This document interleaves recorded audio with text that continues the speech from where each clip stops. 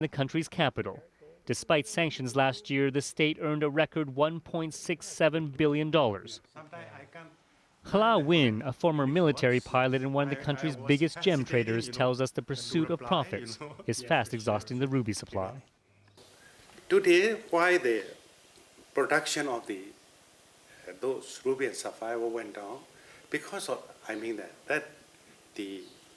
they have allowed to make the big money. It's been a good haul on this day. Rubies now destined for international markets, with profits these workers will never see. Al Jazeera, Mogok, Myanmar. Now, Myanmar has long been famous for its precious stones. Its gem industry is also second only to the oil and gas industry as the country's most lucrative foreign revenue earner. 90% of the world's ruby supplies come from Myanmar's mines. The export of precious stones, however, saw a steep fall after the US imposed sanctions in 2008. But many international jewelry companies still exploit a loophole which does allow for trade in gems processed in other countries. Let's join Debbie Stoddard, the founder of Alternative ASEAN Network on Burma Human Rights. She joins us now from Bangkok.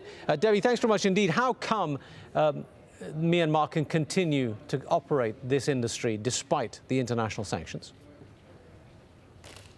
Those sanctions are only enforced by the US, and those sanctions are not used by other Asian countries. And in fact, many countries in the West, many European countries don't even have those types of sanctions. So you can go to the streets of Paris or Brussels or London and actually find those gems, Burmese rubies, red with the blood of its workers, sitting in beautiful shop windows for sale.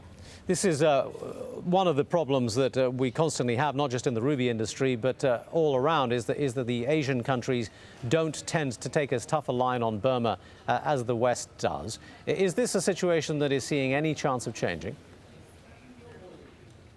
I think there has to be blood rubies from Burma have to be treated with the same seriousness and priority as blood diamonds from Africa.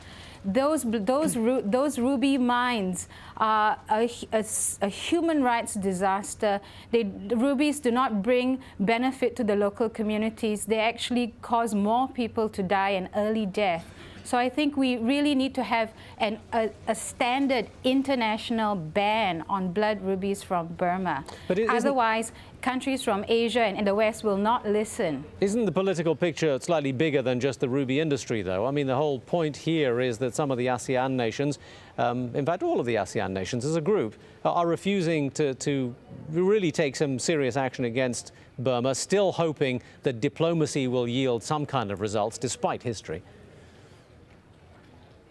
Well, diplomacy hasn't helped those children working in those mines. What will help if there's an international embargo, and if there's an international ban, ASEAN will just have to go along with it.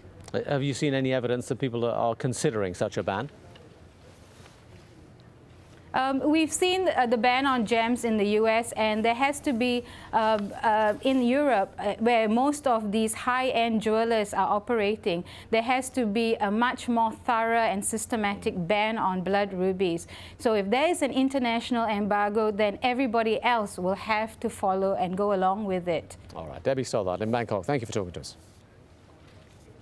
Now, some news just coming in. The Dalai Lama has announced on his website that he is retiring as a political leader, but he will remain in his more significant role, that of the exiled Tibetan movement's spiritual leader. This coming a day after the 52nd anniversary of the Tibetan people's peaceful uprising against communist China. Public sector union workers in the U.S. state of Wisconsin have been stripped of almost all their collective bargaining rights. Despite weeks of marches and protests and desperate moves by Democratic politicians, Republican senators have managed to force through a bill that curbs union power. Kamil Al-Hassani has more. It's called the nuclear option in U.S. politics. Republicans in the Wisconsin State Senate split the fiscal portion out of a contentious budget bill, meaning only a simple majority was needed for passage. And the bill did pass. Only one Republican voted against the measure. The controversial part of the bill is a provision which strips state employees of most of their union rights. Republican Governor Scott Walker said the move was needed to fill a projected $3.6 billion state budget deficit. He says the changes would save $300 million and that teachers need to start paying more towards their pension and benefits. Union leaders said Walker was trying to balance the budget on the backs of their members. School teachers and other state employees occupied the state capitol building for weeks in the tens of thousands to protest. And they were backed up by Democrats in the state legislature. 14 Democratic senators fled Wisconsin nearly 3 weeks ago to prevent a vote. They said they wouldn't come back until Governor Walker negotiated, something he flat out refused to do. Now they're expected to come back, but are facing a $100 per day fine for their absence. After the vote, Walker praised the legislature for taking a step to balance the budget and reform government. Wisconsin has now become the first state to seriously curb union benefits after the recession. A number of other states are considering similar proposals, but Democrats aren't giving up. Democratic leaders in Wisconsin say the move was outrageous and are asking for a legal challenge. Camille El-Hassani, AlJazeera. Well, despite the global recession, there are now more billionaires in the world than ever before. According to Forbes magazine, the US is still home to the world's wealthiest. There are 403 billionaires there. The world's richest man is still south of the US border. The Mexican telecoms tycoon Carlos Slim is in top spot for a second year running. He increased his wealth by $20 billion last year. It stands at $74 billion now. Microsoft founder Bill Gates might have pipped him, but his philanthropic donations, amounting to about $30 billion, have reduced Gates's personal pot to $56 billion. And not far behind is the US investment guru Warren Buffett with $50 billion. But for the first time in a decade, there are now more billionaires in the Asia Pacific than in Europe. But in terms of Asia Pacific, the number of increase in billionaires is almost 40%, a huge increase in wealth. In terms of the BRICS, you saw Russia go from 62 billionaires to 101, Brazil from 18 to 30. And so what this underscores is that there is dynamism in the world economy, but it's not in the United States and it's not in Western Europe.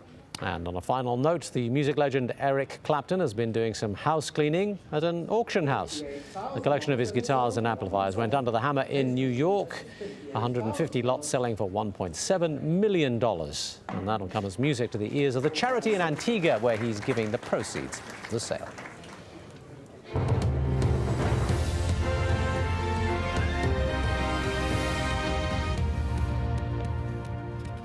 A quick recap of the headlines here on Al Jazeera. NATO leaders are meeting on Thursday to discuss potential action against Libya's leader Muammar Gaddafi. This as senior representatives from Gaddafi's government have been sent to Egypt, Portugal and Belgium on diplomatic missions. Meanwhile, Libya's deputy defense minister is in Cairo, where he's understood to be seeking talks with Egypt's military council and the Arab League. A plane carrying Libya's new United Nations ambassador, however, has been refused entry into the US and sent back to Tripoli. It's not clear why Ali Abdul Salam Treki was not allowed to go to the US. Gaddafi had requested Treki be recognized as the new Libyan envoy to the United Nations, but he has not been officially approved.